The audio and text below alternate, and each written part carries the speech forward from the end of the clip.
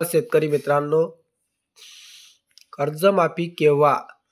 थकबाकीदार शेतकऱ्यांना प्रत्यक्ष बँका सुद्धा आता आर्थिक कोंडीत सापडलेल्या आहे. बँकाची वसुली बाधित झालेली आहे, थकबाकी वाढलेली आहे. लाडकी बहीण योजना, नमो किसान योजना, महासन्मान योजना आदी योजनांमुळे शासनाच्या तिजोरीवर ताण पडला.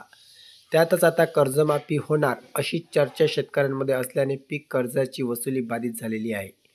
शेतकरी थकबाकीदार असल्यास त्यामुळे जिल्हा बँका आर्थिक कोंडी होणार आहे.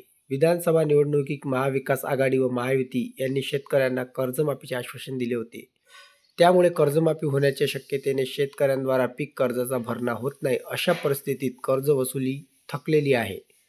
मुदतीत कर्जाचा भरणा न झाल्यास शेतकरी थकबाकीदार होणार व त्यांना पुढील वर्षी कर्ज सुद्धा मिळणार नाही. शिवाय बँकाचा आर्थिक ताण सुद्धा वाढणार आहे. यापूर्वी युती सरकारने 1.5 लाखपर्यंत थकबाकीदार शेतकऱ्यांची कर्जमाफी केली होती. यानंतर महाआघाडी सरकारने 2 लाखापर्यंत थकीत कर्ज माफ केले. शिवाय नियमित कर्जदारांना 40,000 रुपयापर्यंत प्रोत्साहन अनुदान दिले. त्यामुळे बँकेची वसुली होऊन आर्थिक स्थिती सुधार आला आहे. अशा परिस्थितीत पुन्हा कर्जमाफीची चर्चा शेतकऱ्यांमध्ये सुरू झाली आहे. त्यामुळे बँकाची वसुली अडचणीत आलेली आहे. मित्रांनो, सध्या जी आहे बँका या आर्थिक अडचणीत आलेल्या आहे आणि सरकारने जे आहे निवडणुकीमध्ये जाहीर केलं होतं की आम्ही कर्जमाफी करू, म्हणून शेतकऱ्यांनी कर्ज काही भरलं नाही आहे. त्यामुळे व्याजमाफीला मुकल्यास आर्थिक भुर्दंड शेतकऱ्यांना बसणार आहे. सध्या कर्जमाफीची शक्यता नसल्याचे बँकेच्या पदाधिकारी यांनी सांगितले.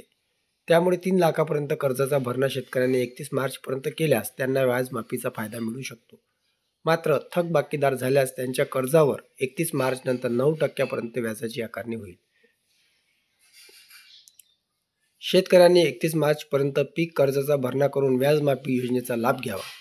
जिल्हा बँकेद्वारे 4 एप्रिलपासून पुन्हा पीक कर्ज वाटप सुरू होणार आहे. त्यामध्ये नवीन पीक कर्ज तुम्हाला मिळू शकते. खरीप उच्चांकी 1464 कोटींचे पीक कर्ज वाटप. जिल्ह्यातील बँकांनी खरीप 2024 हंगामासाठी तब्बल 1600 कोटींचे कर्ज वाटपाचे लक्ष्यांक होते. त्या तुलनेने 1,11,475 शेतकऱ्यांना तब्बल 1464 कोटी पीक कर्ज वाटप केले. ही 92% आहे. सलग 2 वर्षे बँकांनीही उच्चांक कर्ज वाटप केले आहे. तरी मित्रांनो, सध्या कर्जमाफी केव्हा होणार हा प्रश्नचिन्हच आहे. परंतु याच्यामुळे बँकासुद्धा आर्थिक अडचणीत सापडलेल्या आहे. तुम्हाला काय वाटतं नक्की कमेंट करा. व्हिडिओ लाईक करा. धन्यवाद.